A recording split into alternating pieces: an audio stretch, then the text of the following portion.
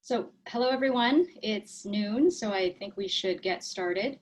I'd like to thank all of you for attending the special edition of Diabetes Canada webinars speaking about COVID-19 and diabetes. My name is Dr. Alice Cheng. I am an endocrinologist from Mississauga, and it's my pleasure today to co-present this topic with a dear friend and colleague, Dr. Peter Lin, who is a family doctor in the Toronto area.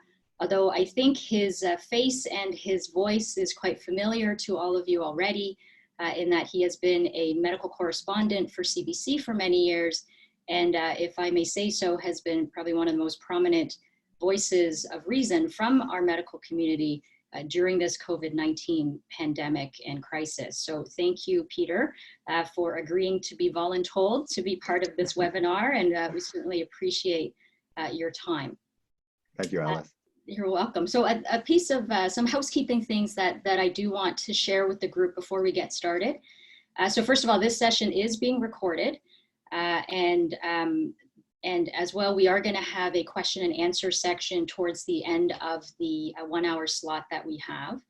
For any of you who are having any technical issues related to logging in, our very capable technical person, Lindsay, is available within the chat room. So therefore, if you have any technical issues, please type a message to her and she will see it and then respond accordingly. You will also note that all of you have been muted and your videos have been turned off for a couple of reasons. One is to avoid any embarrassing moments should any of you guys choose to go to the bathroom. And the other thing is to ensure that we don't have any noise issues as we go through the webinar. I'm afraid to ask Peter if he's actually wearing pants right now during this webinar, but he promises not to stand up during the webinar at all. As I mentioned, there will be a question and answer period, so please utilize the chat box and type in your questions. We'll make sure we spend enough time at the end to try to address them. As some of you may know, we are also doing this webinar a second time live 3 hours from now. So you can attend again, I guess, if you really wanted to at that point, another opportunity perhaps get your questions answered. I do want to thank Diabetes Canada and especially Joanne Lewis and Grace Leader, who were amazing in terms of putting this together very last minute. I mean, this idea came up late, well, actually about a week ago, and we've been able to pull this together. So I want to thank them very much for it. And with that in mind, I do want to say anything you're going to hear today is really the thoughts and opinions of myself and Peter, and of course, backed up from the literature wherever we can, and do not necessarily represent the official views of Diabetes Canada itself. So with that introduction, I guess we might as well get started. Peter, do you want to share your screen?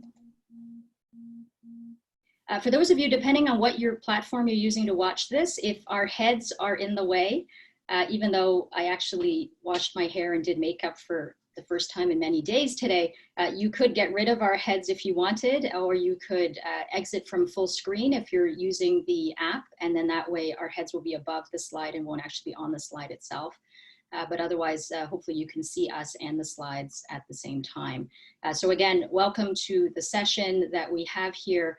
And I think our first slide is just a disclosure slide for myself and Peter in terms of companies that we have worked with, but none of which would really be relevant to the topic that we're talking about today. So Peter, let me start with you. So can you share with the group briefly, what is COVID-19 in case anyone doesn't know yet? And of course, how does it spread and what we can do about it, Peter? Thanks very much, Alice, and thanks for setting this up with Diabetes Canada. So welcome everybody, and it's good for you guys. I want to thank you guys for sharing your time with us today. So bottom line with COVID-19, as you know, is that it's a coronavirus, and those little spikes that you see in the red spots, those are the ones that are the keys that can get into our cells. So the normal coronavirus maybe has the key that can get into your nose cells, so therefore it'll go in there and replicate, and therefore you get a mild cold, runny nose kind of symptoms. Unfortunately, the COVID-19 has the key to access your lung cells. So very much like the SARS and the MERS virus that we heard from before, they can access your lung cells and therefore replicate within the lung cells. And unfortunately, as it replicates within the lung cells, it destroys the lung cells. And so therefore it's a bit of a race. And that's why I have the word race up there. So the virus is killing off your lung cells. and your army, your immune system is desperately trying to make an antibody against it. And it's just how fast you make it will determine whether you have a good outcome or not. So in the elderly, for example, perhaps their immune system is not so good, and so they can't make the antibodies fast enough, and so therefore they succumb to the disease.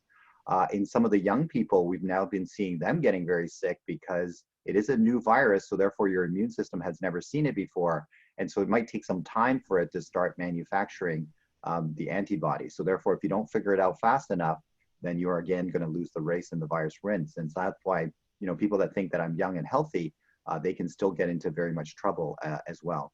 And also the dose. So there is some thought that if we give you a higher dose of virus, then more of them will be replicating at the same time. And therefore they will win the race if there's millions and millions of copies of those viruses entering into you. And that's why the healthcare professionals seem to be hit the hardest, because perhaps they're getting a much higher dose of it as opposed to other people that might be getting it secondhand at home, for example, or from travel. In terms of people saying this is just like the bad flu, so they put this together. This is the flu in terms of fatalities. So if you look at all ages, it's about 0.1%. And in the brackets are people that go into a healthcare facility. So if you're sick enough to go and see a doctor, the mortality rates is a little higher at 2.2%. You'll see here the seniors are around 0.8 to 1.4% if you go into a medical facility. So somewhere around 1% or so in terms of the elderly.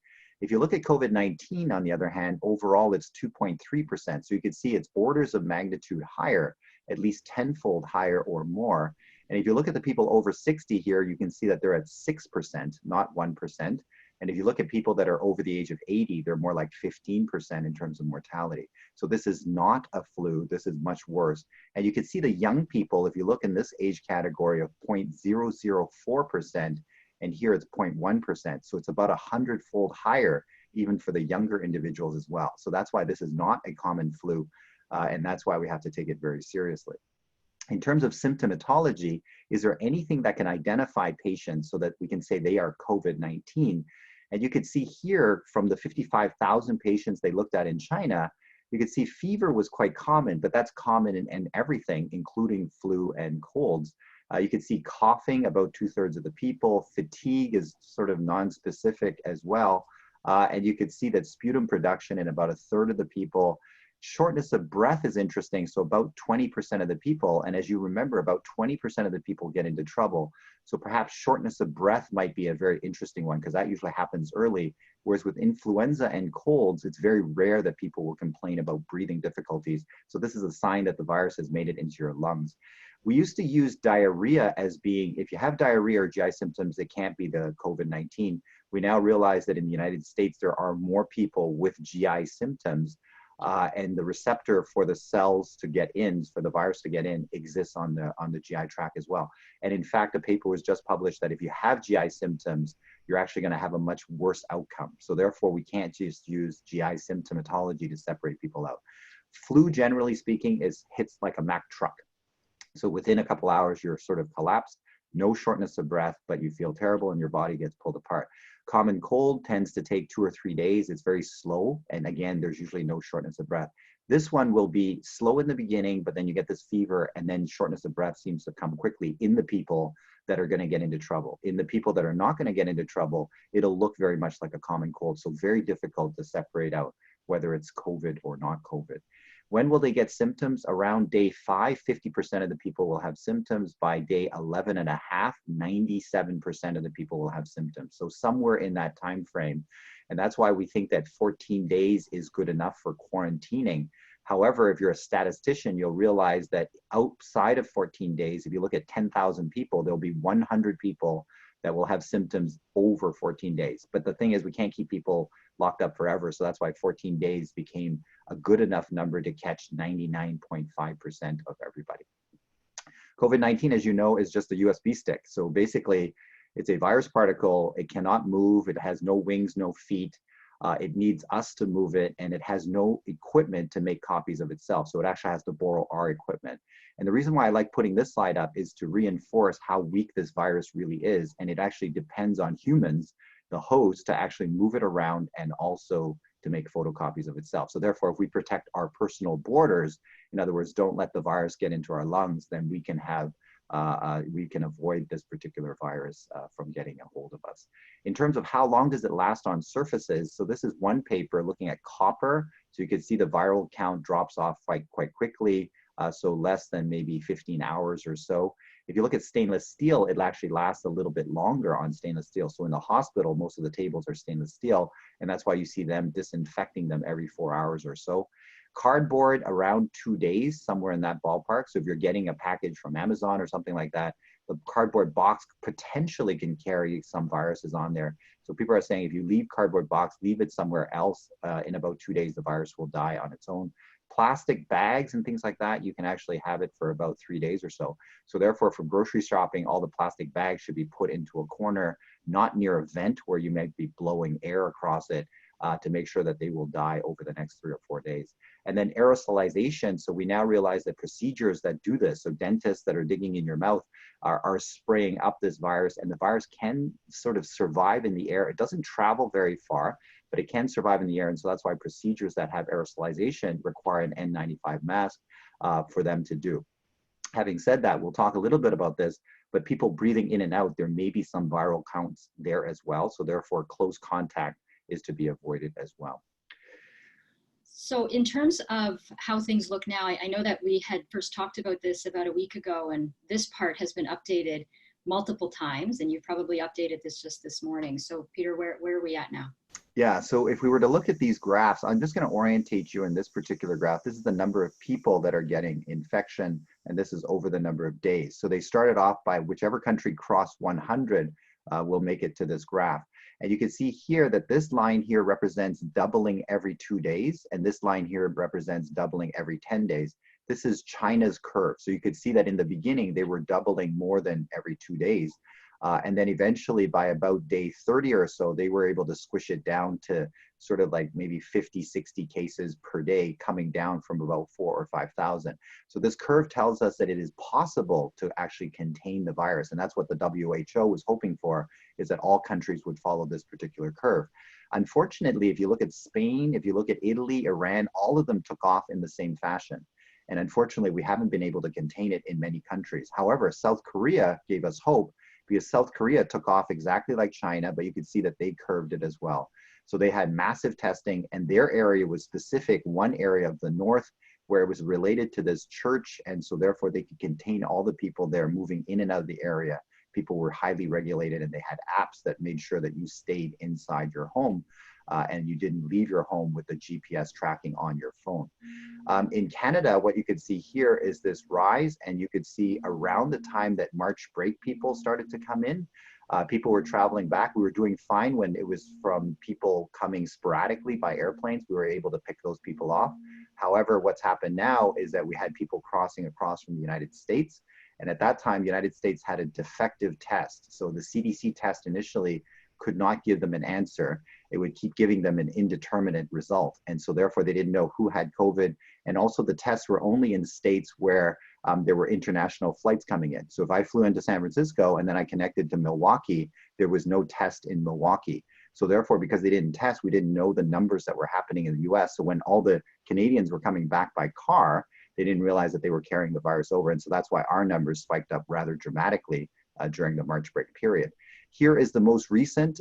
So this is United States total number of cases. As you know, as of this morning, like about 3 hours ago, it was 85,000 people, and they've now taken over China. So China was sitting at 81,000 and was steady. Here we are in Canada at around 4,043. And if you look at 10% of the population, we should be at 8,000 if we were doing the same things like the United States. So perhaps our public health measures have cut away half of them, but certainly we're still dealing with the number of patients that are coming back in from travel and the repatriation flights as well. So if you have patients coming back in on the repatriation flights, they will all lie and say, I feel perfectly fine getting on the plane. So tell them all to mask if they can when they're on that plane, because everybody might have disease and still not admit to it. This slide is old, but I just wanted to show you that this is actually single cases here, not percentages. So this was Alberta. And you could see that the number of people that were coming in, it was basically travel related. And the next curve is the sad part. These were the close contacts. So these people infected these people, and that's why there's just a shift of a couple of days. So basically, we told the travelers to isolate. Well, they had the infection, they were told to isolate, but they isolated within their family, and they just kept hanging out with the family, and therefore they infected their family. And you could see that we're basically matching the curve in terms of close contacts, which means that our public health message didn't get out properly as to how to self-isolate.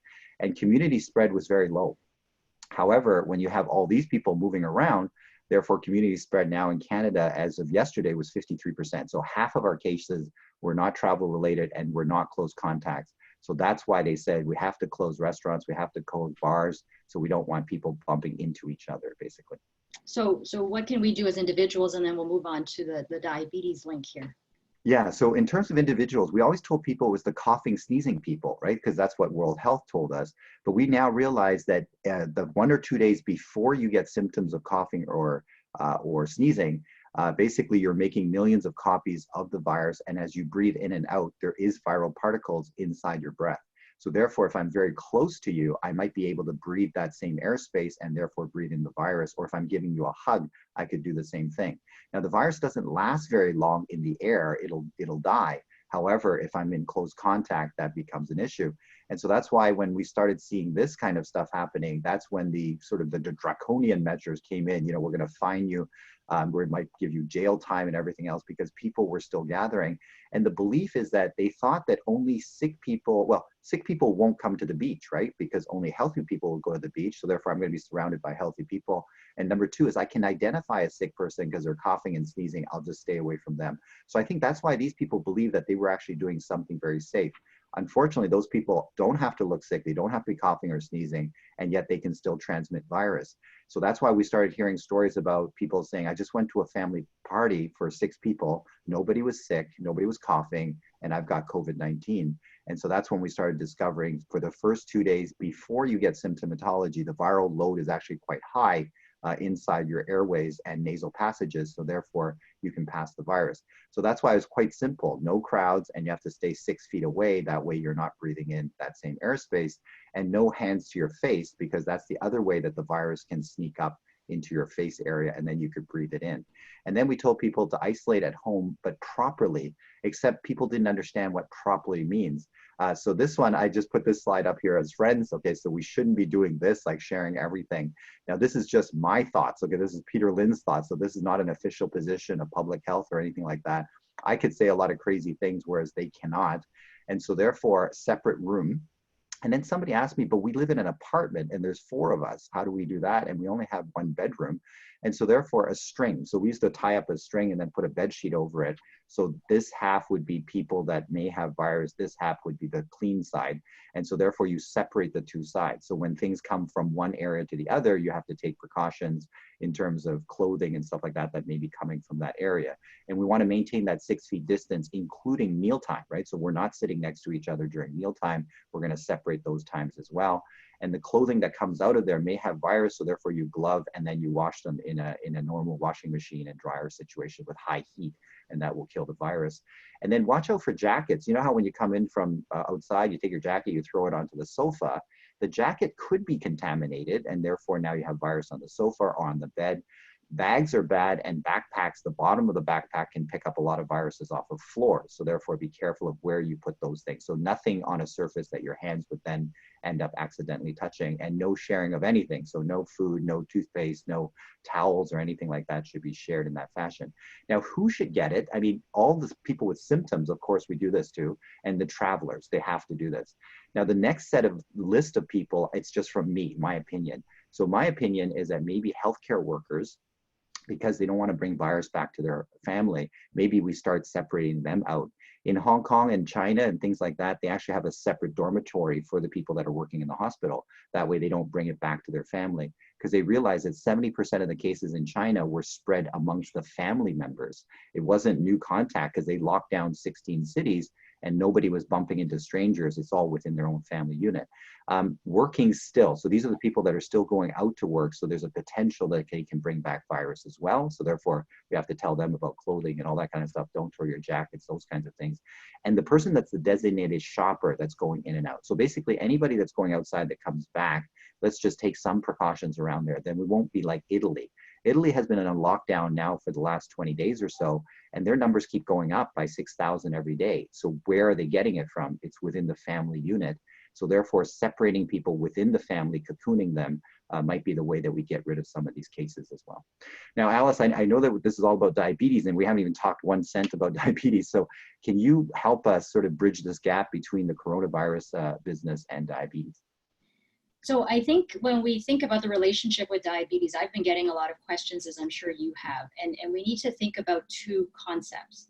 The question of whether people with diabetes are more likely to become infected, and then if one were to be infected, if you have diabetes, what are the outcomes like? So if we try to answer that first question, we can look at some of the data that emerged from China. The CDC within China published some data on 45,000 confirmed COVID cases. And you can see that the prevalence of diabetes in the confirmed cases was around 5.3%. And if we think about the prevalence of diabetes in China, this number would probably, in fact, be a little bit lower or at least similar to the general prevalence. So this would suggest to me that people with diabetes are not more likely to get COVID-19. But the issue around complications is a little bit different. So if we take a look at the next slide, you'll see that from a mortality perspective, the situation is different. This is looking at the case fatality rate, again, from the Chinese CDC, based on comorbidity. And those with diabetes, the case fatality rate is 7.3%, whereas in those who have no comorbidity, it's 0.9%. Now, diabetes is not the highest. You can see cardiovascular disease is 10.5%. So therefore, our patients living with diabetes, they're not more likely to get COVID. However, if they have COVID, the potential for more severe disease is certainly higher amongst those living with diabetes. Well, can somebody living with diabetes, how should they be preparing? Because there's a lot of scary stuff out there. So what should they be doing? So one resource that I'm certainly telling them to go to is the Diabetes Canada site that does look at COVID-19 and diabetes and is being updated on a regular basis. In addition, on that website, there is an infographic, if you will, on the next slide that shows how they could prepare. So common sense things like having all their medical information in one place, taking a look at their medications and making sure that they have enough for at least a couple weeks, if not longer. But we don't want people stockpiling, and I'm going to come back to that concept later. And I think very importantly on the right-hand side, things around making sure they have hypoglycemia treatment at home and having a glucagon kit available if necessary. And very importantly, things around ketone strips, which I'm going to talk a bit more about later as well. But the question about glycemic control, right? Is glycemic control an important piece of how they should prepare? And I think the jury is out on that. We do not know for sure. We do not have glycemic control data on these patients who have had COVID. But what we can extrapolate from is what we do know about glycemic control and overall infections. We do know that people whose glycemic control, whose A1Cs are higher, are more likely to get certainly bacterial infections. And we do know in hospital that when patients come in with higher blood sugars, their outcomes are not as good. Now, whether or not that's a direct association remains a question. We do know that overall bacterial infection rates are also higher when one has higher blood sugars. So therefore, the answer to this specific to COVID is not clear. But in my mind, again, this is my interpretation, this is an opportunity to encourage our patients to do what they can to control what they can, which is the glycemia component, in case that is a predictor of who does worse with the infection. So therefore, I think this is an opportunity to discuss glycemic control, but we do not know for sure if outcomes are worse. But if it's similar to pneumonia, regular pneumonia or regular flu, then it would seem like it is. Well, what about people living with diabetes that get sick? So what are the steps that we have to pay attention to? So if somebody living with diabetes were to get sick, then we do need to very much share the whole sick day management concept. And I think that's a concept that we've talked about for a long, long time already. This is, again, an opportunity to re-educate our patients about sick day management. This is a handout that's available, again, on the Diabetes Canada website, which looks at sick day management for those with type 1 or type 2 diabetes, but sort of more general advice around remaining hydrated, having sources of glucose, watching out for hypoglycemia, and of course the famous SADMANs that I've shown here on the bottom right of medications that should be temporarily held if one is no longer able to eat and drink adequately. But I think the group that we're probably most concerned about are those living with type 1 diabetes. And on here, you can see the sick day management handout. And I'm just showing an example. And I realize there are many centers that are represented on this call, and you probably all have your own. But I'm just showing the one that's used at St. Mike's, for example, which is specific for those living with type 1.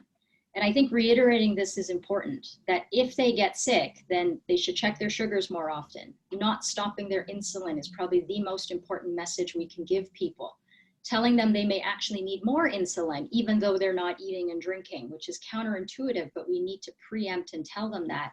And of course, remaining hydrated. And one of the reasons I really want to stress this, and I'm going to show you the ketone thing in a second, is because just today I got a message from the hospital, and things keep changing quite rapidly, but diabetic ketoacidosis admissions are now going to be admitted under endocrinology and not under general medicine, because general medicine needs to be freed up to take care of COVID patients. Our job in the outpatient space, even if you do not do inpatient work, is keep patients out of the hospital. And this is one group that I think we have tremendous impact on in terms of keeping people out of hospital, because then the hospital can do what the hospital needs to do right now. So please, please, please, I think sharing this message is absolutely critical. Here, this is again from St. Mike's, what we recommend about ketone testing. Each place is going to have it a little different, but the concepts remain the same. If their blood sugars are elevated, they ought to do blood ketone testing. And remember, if they are taking an SGLT2 inhibitor off-label in type 1 diabetes, then even if the blood sugar is not that high, but they just feel crappy, then ketone testing does in fact make sense. And then here on the next one, you can see that the recommendations, again from St. Mike's, each place will be a little different, but the concepts remain the same. The blood ketone numbers we're interested in, less than 0.6, you're fine. Between 0.6 and 1.5, then that's when action is required. And between 1.5 and 3, even more action is required. And certainly greater than 3, they need to be going to the hospital, or I think this is the part we can very strongly play, is be available to our patients. Certainly even above 1.5, there's recommendations to at least contact a healthcare provider so we can try to walk them through what they need to do to, again, minimize the need to go to the emergency department. So this is an example from St. Mike's, but on the next slide, I have an example from Mount Sinai as to what they recommend. And again, you get to see those numbers, 0.6, 1.5, and then a very important message about those on an SGLT2 inhibitor off-label. If they get sick, they ought to be holding that medication. But in them in particular, even if their blood sugars are okay, but their ketones are positive in these numbers, then they need to eat and take insulin. Because remember, insulin is the tool to prevent DKA from happening. So question to you then, Peter, and this comes up, right? So patients with diabetes should be on a RAS blocker, so ACE inhibitor, ARB. Questions about NSAIDs, questions about aspirin. What's the deal?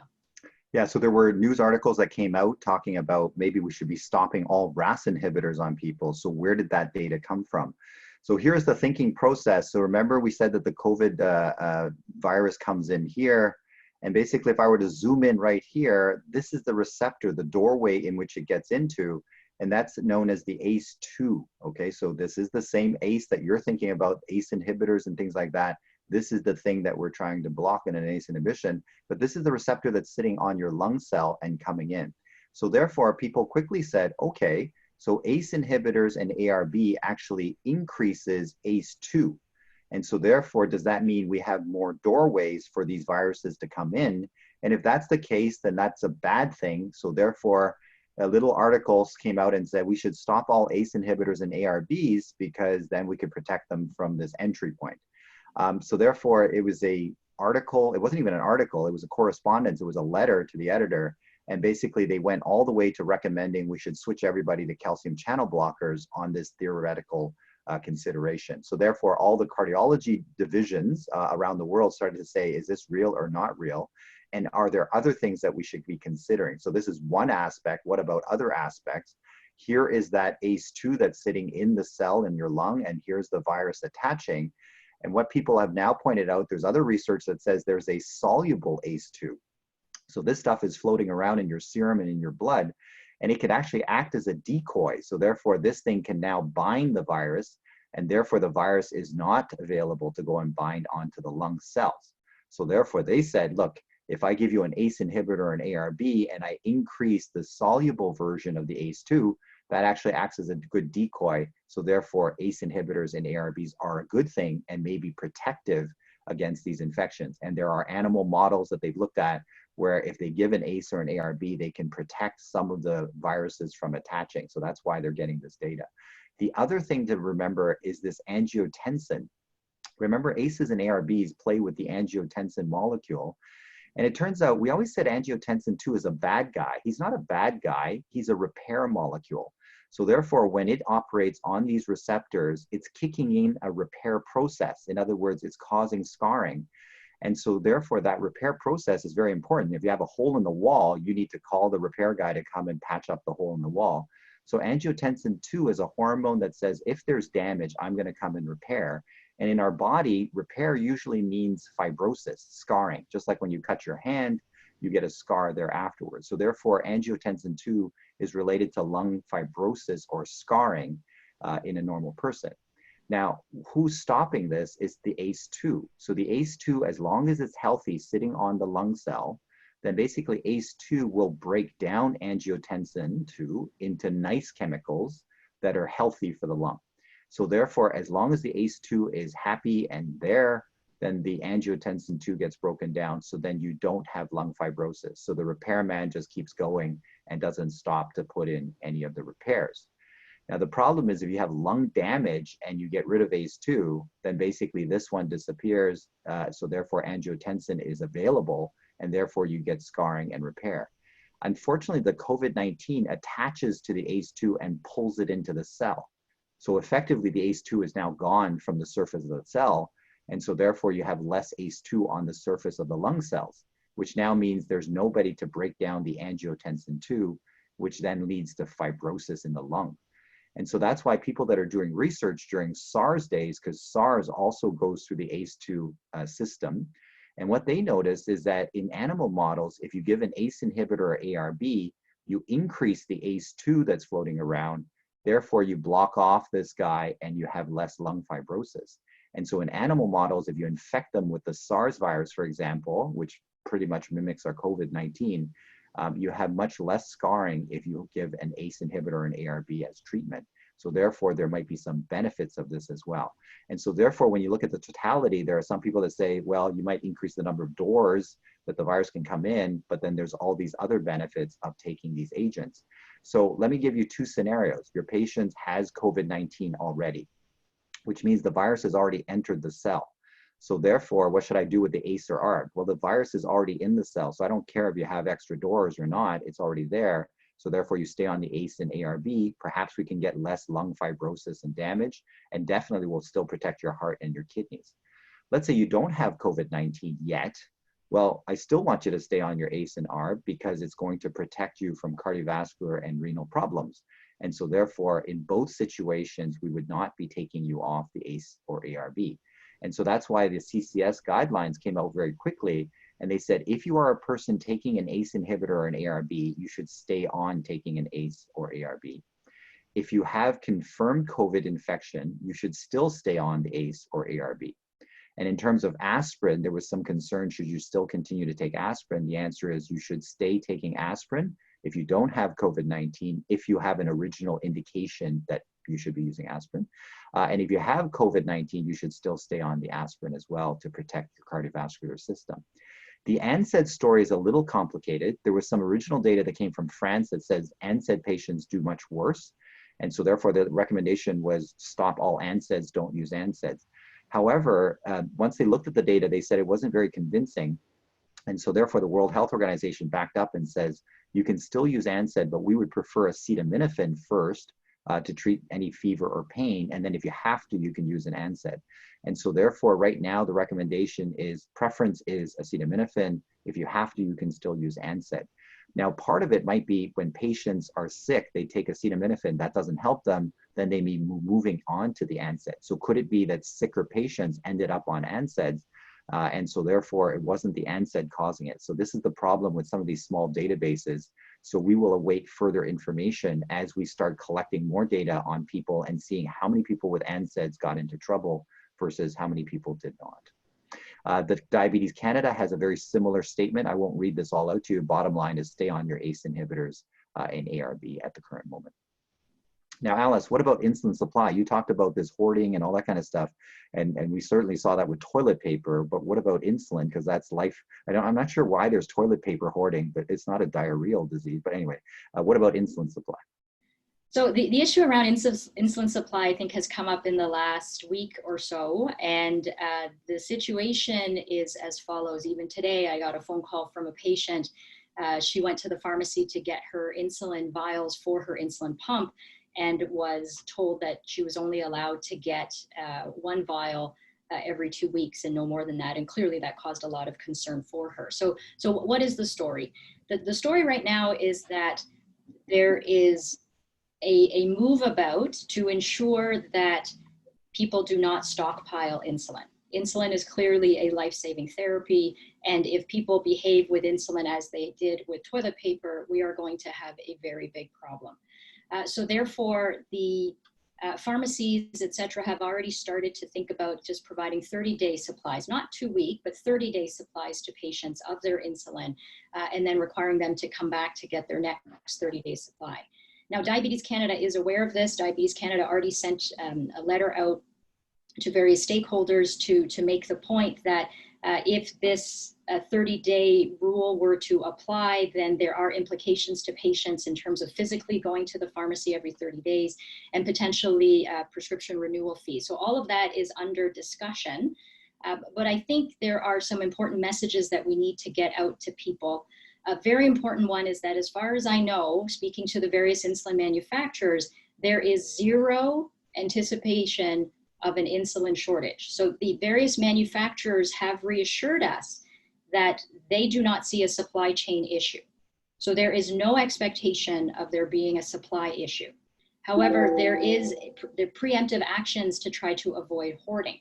So in fact, there's an infographic that has been created for both people living with diabetes and for the healthcare professionals. And on the next slide, I've sort of blown up the important parts a little bit more.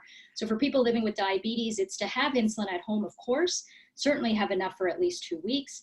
I think it is reasonable to expect a 30-day supply from your pharmacy, but above all else, do not stockpile your medications or your supplies, because we do not anticipate a supply chain issue with any of those things.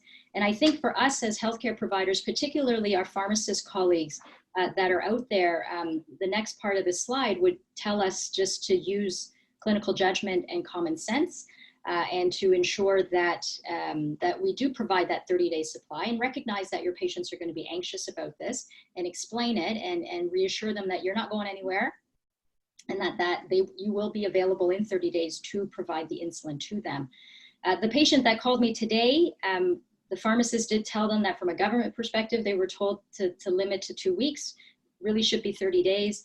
And then the other piece that they also said was, but you could buy it and pay for it out of pocket if you wanted, which of course is completely inappropriate, because if this is meant to be a supply chain or a supply and demand and just being responsible, then that's obviously not the right response. So I think the message to us is to tell our patients that when they go to pharmacy, they may be told about the 30-day thing, but the manufacturers do not anticipate a problem. There is no problem, but it's just to avoid people from stockpiling. What if the patient asks if it's safe for them to work? Okay, so there's been a lot of people saying, I've got diabetes, am I allowed to go to work? What do you say to them? So this one, I have no slides here because this is a philosophical answer. And I've certainly had that question quite a bit. What I do explain to them is what I said earlier. Those with diabetes are not at higher risk of getting COVID But if you were to get COVID, your disease may be more severe. So I think it is very reasonable to ask employers, if possible, to be placed in positions whereby you are at lower risk of exposure. So maybe not the storefront, maybe not as much public exposure, working from home if that's an option, and those kinds of things. So I personally have not written notes for people just to be off work completely on the basis of this, but I think this is very much a philosophical conversation. I think educating is the key. Again, this is my opinion. It's not an official Diabetes Canada position, but that's been my take on this issue. That's very useful. So Peter, we've talked a lot about sort of the current issues. Can we talk about some maybe perhaps happier stuff about the future and what the future may hold? I know. I hope that we have happier stuff. One, I'm sure everybody saw this picture. This is Kaiser Permanente. This was the first injection of a vaccine on March the 16th. And just to explain, this is an mRNA vaccine. So what does that mean? So normally in a flu virus, what we do is we grow the virus in a chicken egg, and then we take out the proteins and beat it up, and we take the little spike proteins and we inject that into our patient. And then we tell the army, go and find that protein and then make an antibody against it. In this case, the mRNA is we inject the RNA, which is the blueprint on how to make the spike protein. So that little red thing that I showed you in the beginning. And so the idea is that we inject that into you and we get your body to make the protein. And then we hope that your army recognizes that protein as being foreign and then makes an antibody against it. So you can see that it's a different method of doing things, but it's much quicker because you don't have to grow it in a chicken egg like the flu and influenza shot. That one we need about 6 months before we can actually produce enough vaccine. And so this way we can get each person's body to make that protein. But you can understand that I now have to show, does it work? Because your body made the protein, will your body realize that it's foreign? And number two, is it safe? Will it continue to make this protein over time? And what happens if it continues to do this? Is there a safety concern? So that's why these vaccines will not be coming to us anytime soon. It'll take about a year for them to do the safety and efficacy trials. And so it's not going to help us for this crisis. But if this virus does become seasonal, it'll help us in the future seasons if these viruses actually work. And this is the direction that they're pushing vaccines to make them faster in terms of development. We've all heard about chloroquine from the president saying that this is the big game changer. So let me just show you some of the data around it so that we can sort of make sure that we tell the patients the right thing, because people were starting to ask doctors to prescribe them these. Please do not prescribe them. Please do not prescribe them for your office use. There's been a report coming out that they're going to hunt you down if you're trying to hoard chloroquine or hydroxychloroquine, which is Plaquenil, which we use to treat lupus patients and all these other folks that are running out of medications. And just to show you the data, this is French data.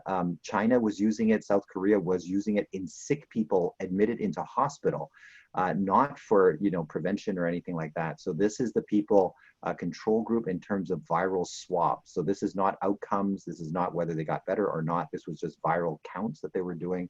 This is the hydroxychloroquine. That is about 10 times more powerful as chloroquine itself. So it gets into higher levels. So that's why they usually use this. And in France, they used it along with azithromycin, an antibiotic. And you can see that one has the fastest viral clearance. So this is not the greatest data in the world. However, everybody jumped all over it. Look at the numbers, 20 people on the hydroxychloroquine, 16 controls. And look at the type of patients. 6 patients were asymptomatic, 22 had upper respiratory tract, 8 people had lower respiratory tract. So it's a mishmash of people, and they don't tell you which one belongs into each group, unfortunately. So this is not great data. They are doing larger trials with this. So please don't encourage your patients to do this. And please tell them the stuff that you buy from the aquarium is not the same, because in Arizona, a man took that and then died. In Nigeria, they had people taking it and overdosing on it, and people are stockpiling. So please do not prescribe, do not tell patients to go get this stuff. And in China, they did not use azithromycin because of liver toxicity. So therefore, they chose not to use this over there. So you can see that's a lot of issues. You can tell that I'm going to The Guardian for my medical information. So this is a drug in Japan made by Fujifilm. They said that 4 days they can clear the virus as opposed to 11 days. They said that they have some lung x-rays that say that there were improvements.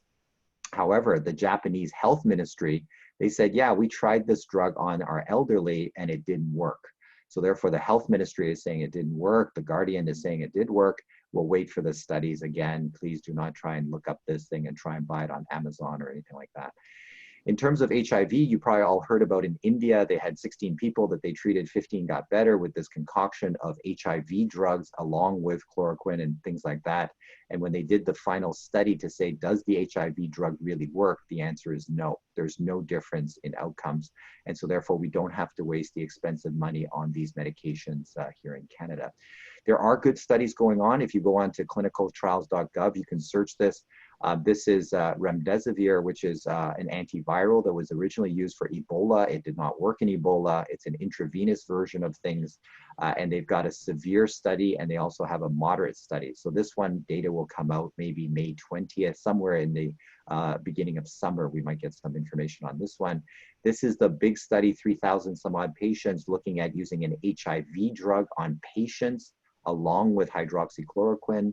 And then for their contacts, they're going to just use hydroxychloroquine to see if they can protect the contacts.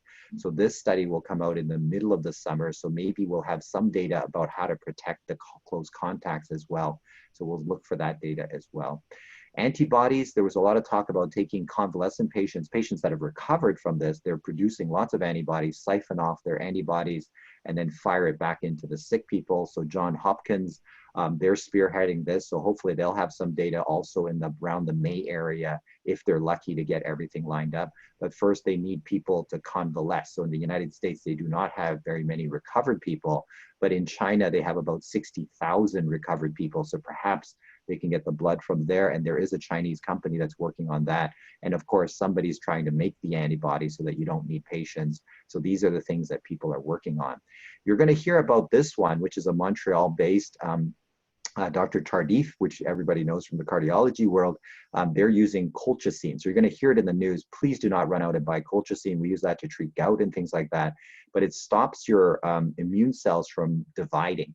So therefore, in very sick people, what happens when they don't make the antibody is that your immune system decides, I'm just going to use whatever method I can. So I'm going to release cytokines. So cytokine is kind of like napalm. You just burn everything up. So therefore, you're going to burn the whole forest up. And so during ARDS, what you see is this cytokine storm. And the thought is that could we give colchicine to stop the cytokine storm? Right now, what we're using is high-dose steroids. And that seems to have some benefits. So they thought that perhaps this is a different way. So when you read about colchicine, this is not for prevention. This is not for you and I. This is for the sickest people that are in the intensive care unit. So just in case your patients read about it online and they start coming in saying, I want colchicine, just tell them if for your gout is okay, but for everything else, don't use it. So Alice, what do we do as healthcare professionals for our patients with diabetes? Like how should we manage seeing them or discussing things with them? So Peter, in the interest of time, can you just jump to slide 60 for me? 60? Just punch in 60. Hang on for a second. So I think when we're having conversations with our patients, we do want to, especially the ones who are quite anxious about this, maybe help them sort out what they can control and what they cannot control. So as this particular handout, which again, I think what we'll do is we'll be able to post some of this stuff onto Timed Right, hopefully, and people can access it. But I've sort of split up this one pager, but I love how she laid it out as to what you can control and what you can't. Which is probably good for all of us, but also for our people living with diabetes to get a handle on things. And I think for us as healthcare providers, virtual visits is going to be a huge part of what we are already doing. So just a few hopefully helpful tips. I think preparing the patient if possible. So if you do have front staff who are calling people ahead of time to let them know, then having the patient know when you're going to call, what time you're going to call approximately, and also how long the call will be. Because one thing I certainly notice is in the absence of visual cues of body language, sometimes people can talk a lot. So trying to maintain that, given that we obviously want to get to all of our patients, and utilizing technology and resources. So technology is available now to take a look at people's blood glucose levels remotely, as well as other resources like videos and things that are available online. I think actively asking them if they have concerns about the COVID piece is good because they may or may not bring it up. Hopefully this webinar has been helpful for some of the things you can say to them. and then reassuring them and sending them off to resources, which again, we will post onto Timed Right as some of the really good websites that are in fact out there. I think it's an opportunity to reemphasize glycemic control and sick day management, sick day management, sick day management, particularly in our type 1 population. Let's do everything we can to keep people out of hospital. And this is one opportunity to do so. But Peter, the reality is sometimes there are some patients you still have to physically bring in. So what's the guidance around that? Yeah, so something just came out from the Family Physicians College of Ontario, but I mean, many other colleges have put out things. In other words, screen the patients ahead of time. Do they have COVID symptoms or not? And then redirect them. And they said even outside your clinic. So you might have booked the appointment for 2 days from now, but then as they come, talk to them on the phone and say, did the symptoms change? Don't touch anything from them. So even the health card, we should be careful about doing that. 2 meters distance in terms of patients and your staff members.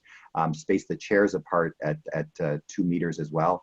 And try and space out your appointments so that you don't have a lot of people sort of sitting in your office. And then just minimize the number of rooms. So just keep using one room. So you only have to clean up one room and keep contact to one person. So doctor, patient, and that's about it. So don't have the nurse going in to take the blood pressure or anything like that. And in-person visits, basically just go directly to what you're gonna do. And in Hong Kong, they stand 6 feet away to take the history and everybody is masked. And then you just go in to do your examination at that time. And then if you have gloves, masks, you should be using those. Patients, you'll be masked as well. And if you don't have the gowns, just take a patient gown, and just reverse it so that at least you have something covering the bulk of your clothing. And then of course, when you go home, you're gonna, change and wash out all of those things as well. And then once the patient leaves, clean the surfaces, countertops and things like that have been touched, and try and get rid of everything on the countertop, put them inside the cupboard so that you don't have so many things collecting virus particles potentially. So I'm going to quickly summarize and then we'll open up for questions. I think we're allowed to go about 5 minutes beyond as well. So COVID-19 droplet, primarily droplet based, community spread is here. Peter taught us a lot about how to protect ourselves and how to protect others.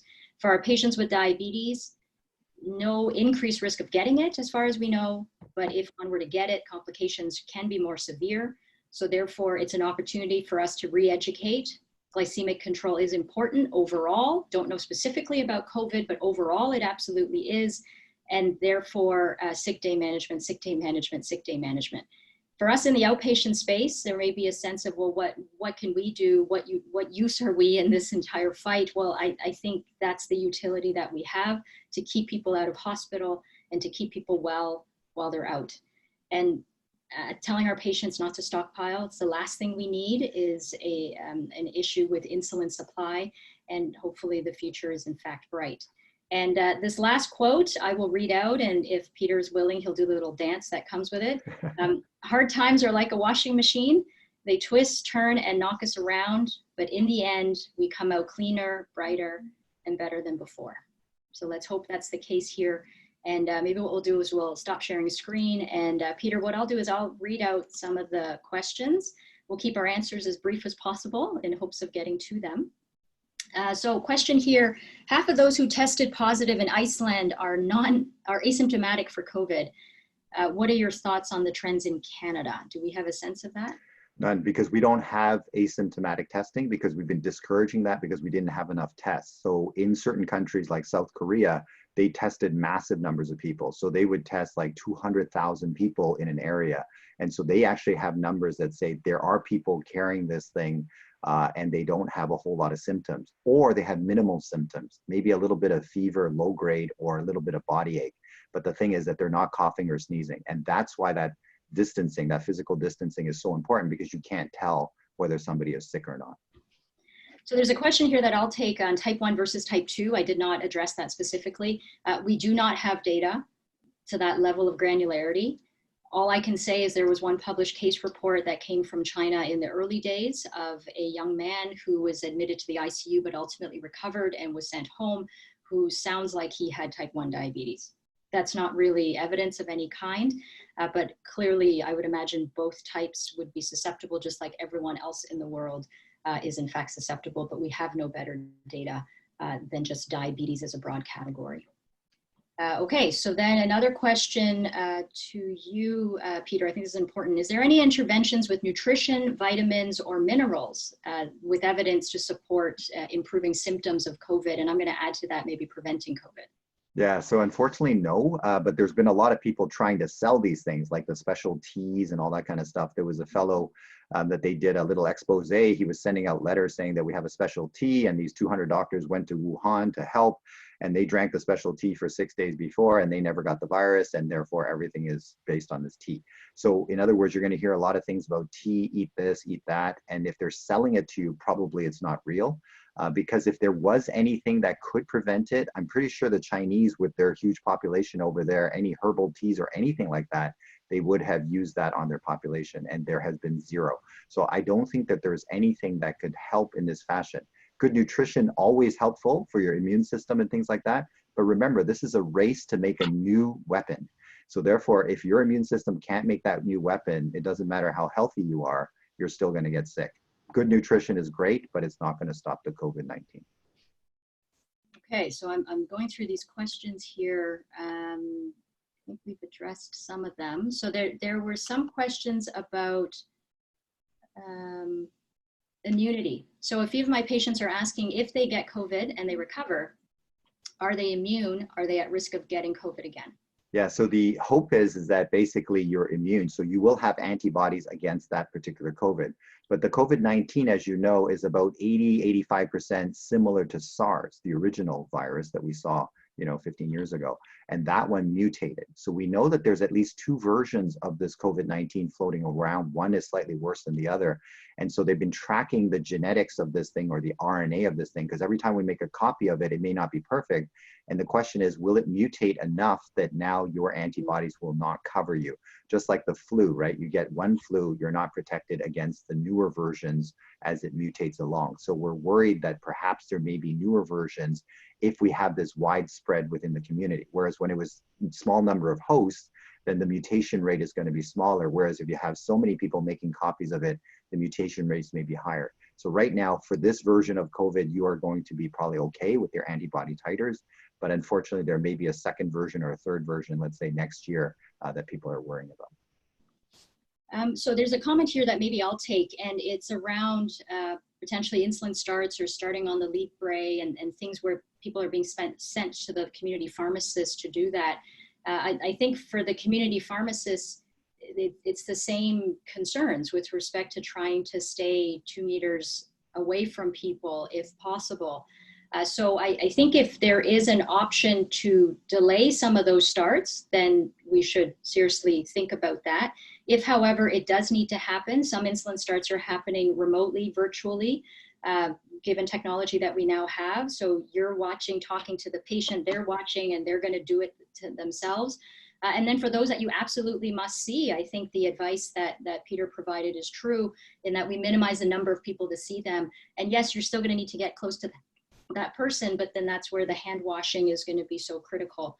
But we do still need to take care of our patients. And for someone who we feel needs to start now, they really should, because otherwise we don't want them going to DKA and then landing up in the hospital, which is obviously just bad patient care. So figuring out systems and ways to do it safely is going to be, I think, most important. Yeah, and the other thing is that, you know how in the past we kept saying no mask unless you're sick. Because now we have community spread that's quite high, if you have a contact with a person like that, that's when both sides should be masking. So you'll notice that the change in tone in terms of the masking will be more freedom of masking now just because the virus is in the community. Whereas before, when it was just travelers, the majority of the population that you would see would not have the virus. So therefore, we really didn't need to mask. So you'll see the tone changing about masking. Like, for example, these repatriation flights, as I was saying, that perhaps all of them should be masking because everybody might be sick and lying. And so therefore, the virus count inside that plane is very high. So you'll see that the threshold of masking is going to be much lower now.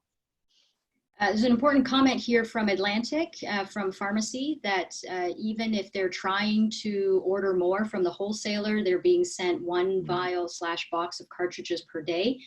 So for some patients, that may not even be a 30-day supply. So I think being aware that there are steps being made on multiple fronts to ensure that stockpiling doesn't occur. And I think it's everybody's responsibility. Healthcare providers informing patients, wholesalers, pharmacy colleagues, et cetera, et cetera. So thank you very much for that comment. Peter, a question to you about men versus women. This is a different, just about COVID. Let's stick to that particular topic. So Okay, from a COVID perspective, men, women, what's the difference? In the China database, it seemed to be a bit more men, but then that doesn't tell you anything because over there, men tend to smoke more. They tend to be older and they tend to be, I guess, more in that market. So it could be that men were just hit more because they were working in the market and stuff like that. So I don't know whether there is a truly difference between men and women, but at least in the China database, it seemed that men would get hit more, or the percentage of patients were more men. But I'm not sure if there's a genetic component that's tied to the X chromosome or the Y chromosome. I don't see that. But we'll see once we start looking at the data from Italy and also from the United States, because now they'll have huge numbers of people. And the United States, the one thing that we've noticed is that there's more young people getting it. So the proportion of young is actually quite high in the US, and we're not exactly sure why that is. It's maybe because they didn't care, and so therefore they were intermingling more. In Italy, we think that the death rate is so high because their population is much older. So the number of people over the age of 70 and 80 is quite high. And so that's why when you look at the death rates, it's the 70 and 80-year-olds that are just out of proportion to any other country in the world. Okay, let me just see what other questions we've got here. What about people with emotional issues such as anxiety? How do we manage with stress levels, coping with social distancing, and other measures to manage prevention of the COVID-19 outbreak? Maybe I'll throw in my 2 cents, and Peter, you can add that as well. Perhaps I'll talk about selfishly as a healthcare provider and probably our mental health. Which is equally important, because if we're not well, we can't possibly help others. And I think sessions like this, where there's a chance to kind of chat a little bit, are helpful. Certainly our own friends and colleagues are critical at this time. And for me, what's helped a lot is what can I control and what I cannot. And as long as I sort of remember those things, it makes it a little bit easier to sleep at night. Peter? A couple of things. One is healthcare professionals are burning out. So therefore, I think all the clapping and everything else was very helpful. You saw that in Barcelona, you saw that in Vancouver, you saw that in England, where people during shift change at the hospital, people are out there with pots and pans. So I think that helps to boost people.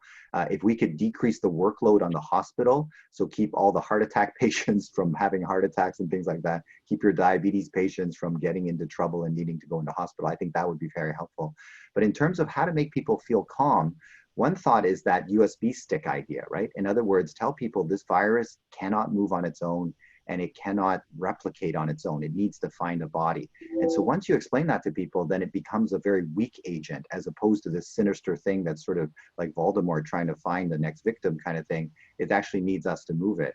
And so therefore, if we stay 6 feet away, we don't put our hands to our face, and we isolate ourselves within the family properly, then the virus cannot cross our personal borders, right? Because now the virus is in our country's borders, but it certainly cannot cross our personal borders. And we protect this border, it does not get into your lungs. On your hands, it cannot do anything. It can't do anything through skin.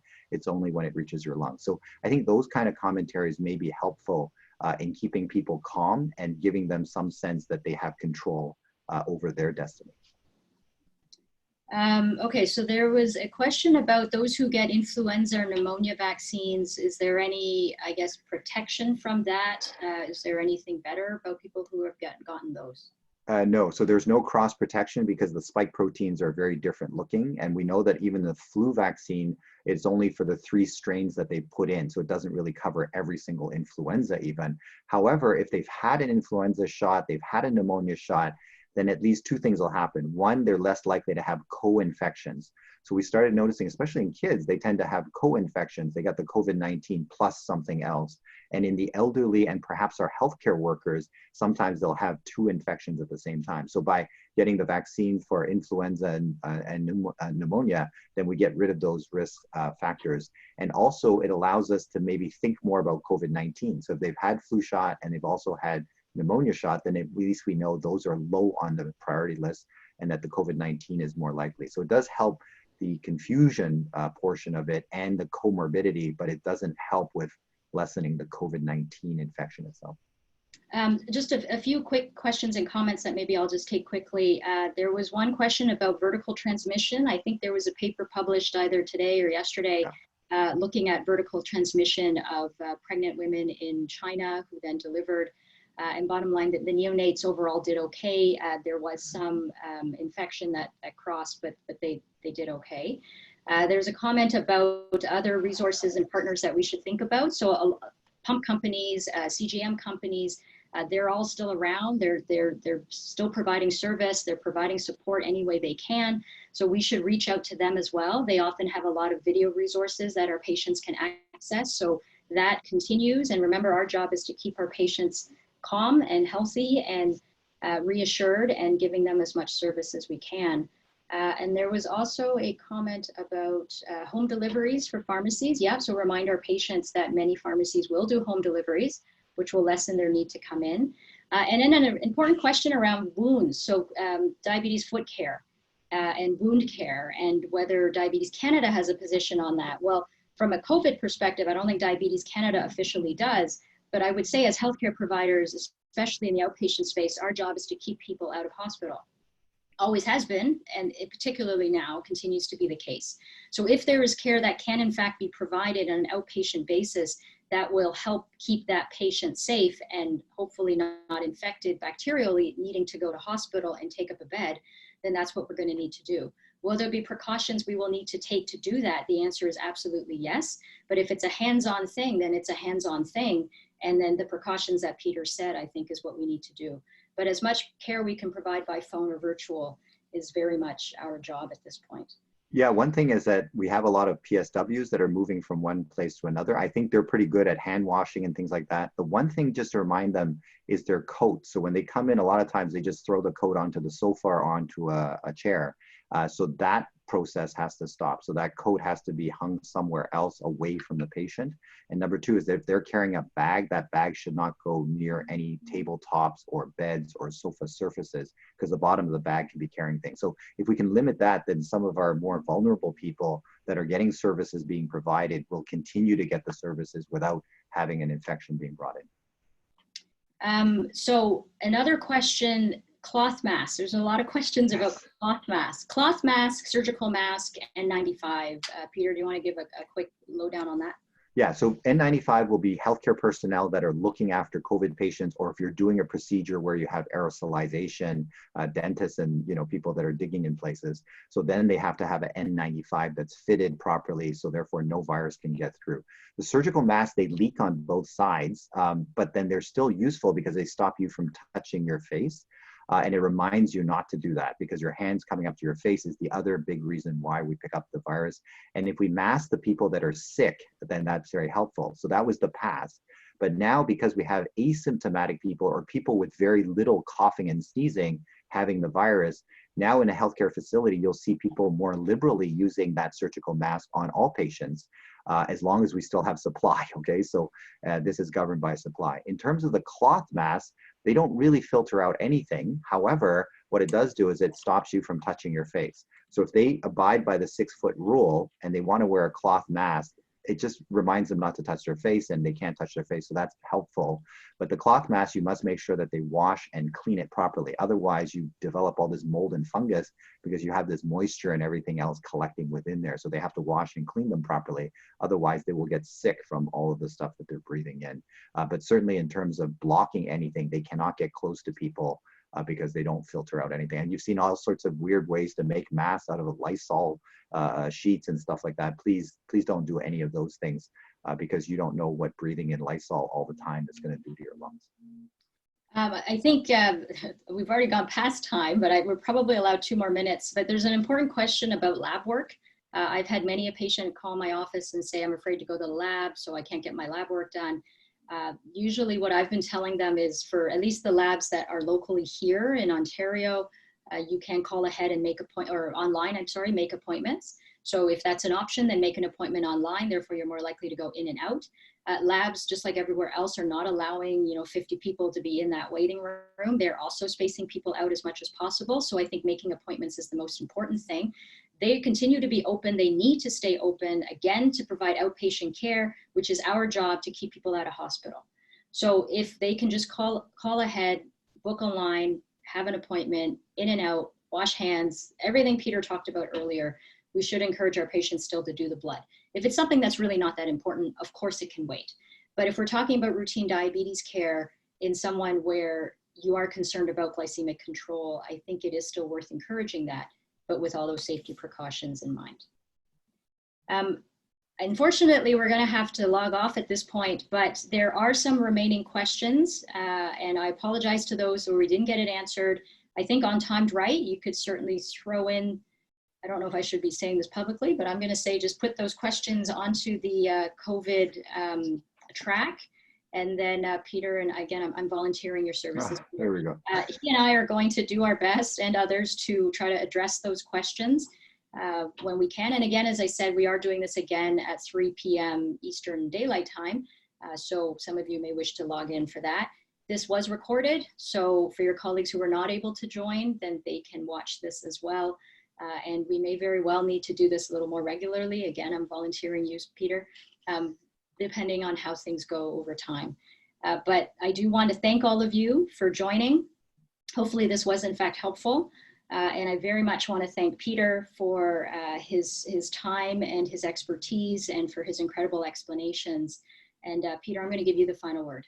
Thank you. And I think I want to thank all of you for joining in. I know it's an hour of your time, but hopefully we can all get through this if we do the right things now, so we don't have to be in Italy. Definitely, we're not a United States right now. We're much better equipped in terms of that. And I want to thank Diabetes Canada and Alice Cheng for taking on the leadership of putting this thing together, because without them and all the support staff that is behind it, we wouldn't have this connection. And I'm just glad that we're allowed to share some information today that might help us all as we look and manage our patients. Thanks, everyone. Bye.